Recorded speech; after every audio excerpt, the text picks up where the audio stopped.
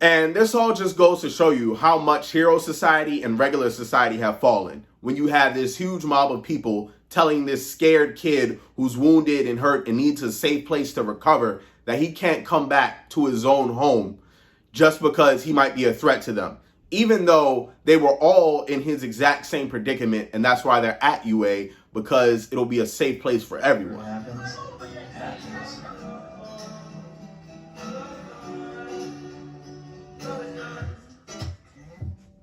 I think that I've been dead since the start.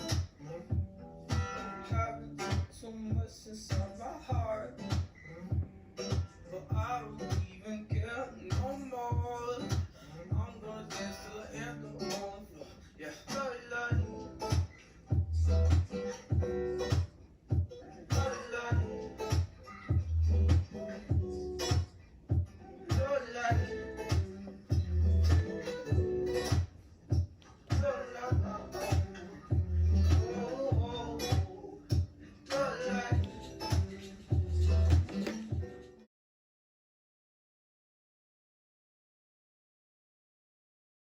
Welcome back to the Red Stool, and today we're talking about My Hero Academia, Chapter 323, Step 1.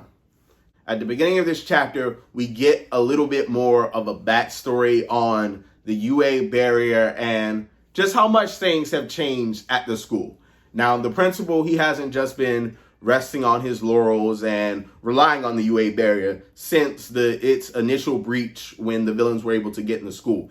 And he's actually made multiple upgrades to the school's defense system, such as he's added 3,000 plates, and it's basically like an underground bunker that he can put the entire school in, and it can move around to different sections. It's almost like he's mechanized the school, which is a great idea and pretty smart, because if he has these 3,000 separate plates, then when Shigaraki comes or when All For One comes and they go to use decay, since they're individual plates, he can't destroy them all just with one touch.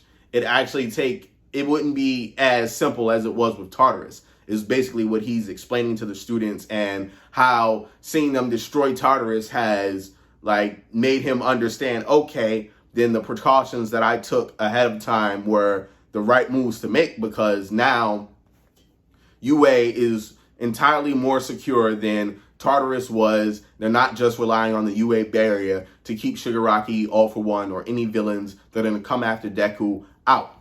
And it's a pretty smart idea, in my opinion. Also, it's sad to say, I don't want to see UA get attacked. I don't want to see anyone get hurt, but also kind of want to see this in action. I want to see how, the city is actually going to fold up and, drop into the underground bunker and move around. And if he has any, offensive, besides, we know they have the robots, but to be honest, they're probably not going to be that much of a threat against any villain, because we've seen the kids take them down with ease, unless they have some sort of crazy attack setting that they can beef them up to. But I want to know if there's any more offensive settings that he has put inside of UA just to give Shigaraki a harder time of getting to Deku and destroying the new symbol of peace. But of course, it doesn't seem like this information was disclosed to the public or anyone else outside of Class 1A, now that he's mentioned it, because this is also something that he went out of his way to fund privately. So it shows that maybe the principal is a little bit wary about the traitor, because of course that's still definitely a big piece of this story, and it's probably going to be a crazy reveal at this point. But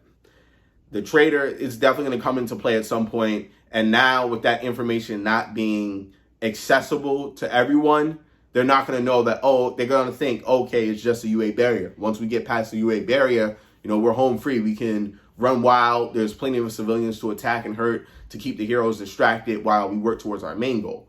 So it's a smart decision on the principal's behalf. But the downside to that decision is the people that are taking shelter in UA don't know about all these extra precautions to keep them safe. So, of course, they're still in a panic about Deku coming back to the school, because they think it's going to make them all a target, and now Shigaraki is going to attack them directly, when Shigaraki won't be a threat for another 2 months. So it's whipped them all into a panic, and you can see it. They've mobbed up in front of the door, and they're not trying to let Deku into the school. Now, you have a couple people, they try to come in and mediate between, like, on Deku's behalf and try to give them some feeling of rest. You know, Best Genis, he tries his best to calm the people down, and so does Present Mike, but it's just not working. They don't want to hear it. They're afraid. They whip themselves up into a panic. Everything that they've been reading online about one for all and all for one, how are they connected? They're just in these rabbit holes, and it's just leading them to act in a panic frenzy where they're gonna ostracize this scared and hurt kid because, oh, they're afraid that Shigaraki's gonna come after them, and now they're gonna get hurt somehow. But at the same time, they want to take refuge in this place where it's safe. So that's why, I'm kind of, me personally, I'm a little bit disappointed and annoyed by their view, just because how can you tell this kid no, he can't come to his school where he's enrolled, where he currently lives, because he's a threat to you and is going to make things unsafe for you. You guys, you're in the same boat. And as Uraraka says, because she presents Mike's microphone, and she makes this speech about how could, he wants to stop this, and he's fighting harder than anyone else is on our behalf to make things better, to be the new symbol of peace and restore order to society. So you pushing him away into an environment where he can't recover is only going to hurt our cause in the long run. We need him. He has a special power, but he himself, he's no different than you or me. He needs to rest. He needs to sleep. He needs to be able to see his loved ones and get that motivation to keep fighting, to keep going on. Because right now, if we lose him, we basically lose the fight. And with him being outside where he can be attacked at any given moment by any given person, is a recipe for disaster. And eventually he's going to lose. He's going to lose a fight. He's going to lose the quirk. And then there's nothing any of us are going to be able to do against Shigaraki or One For All. So with that statement she made, the crowd has quieted down a little bit. And there's multiple people in the crowd who Deku himself has personally saved. So not everyone is against him in this crowd. It's just the overwhelming majority of them are afraid. So hopefully Uraraka's statement, it's helped ease the crowd. We haven't gotten their response yet, but we know everyone in that crowd isn't against Deku. So in the next chapter, hopefully they're able to calm down and accept Deku and just rely on UA to protect them from Shigaraki, One For All, or whomever comes up against them. So it's just right now the heroes have to get that trust back, but also society has to understand the position that the heroes are in. They're all, right now, everyone who's left is overworked and tired, but doing the absolute most to get things back to normal, to restore society. So if they can't understand that and they can only be critical, then of course it's going to make this process so much harder when, you're hurting your health, as so to speak. That's what they're doing right now. So if they can get past that and they can stop that, then I could see, it could be the second win that a lot of the heroes need. And just, for Deku too, in general, just to be able to say, okay, you know what, I can do this. I can take down Shigaraki now that I got rest, now that I got a chance to train with Fox 100%. There's so much more he can do in an environment where he's safe and protected and surrounded by his friends and loved ones. Also, we know that there's some type of system too, apparently, where they can transfer like heroes from Shigetsu Academy to UA. And I'm also kind of wondering, would they be able to use that same system to transport the civilians and refugees that they have?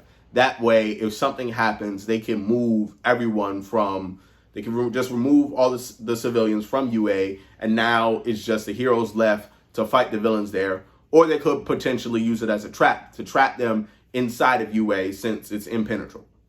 Just all, I guess it's just all things to think about. Pretty decent chapter, and it's just, a lot of story building right now. We can, Horikoshi, he's setting the stakes, and he's basically laying everyone's emotions out plain as to how they feel about heroes and the threat that's looming over everyone. And with him building up this tension with moments like this, it really just puts that much weight on the story, and it really just helps you get invested more. At least that's how I feel. Definitely let me know how you feel down in the comments. Make sure you subscribe. I'm going to see y'all later. Peace.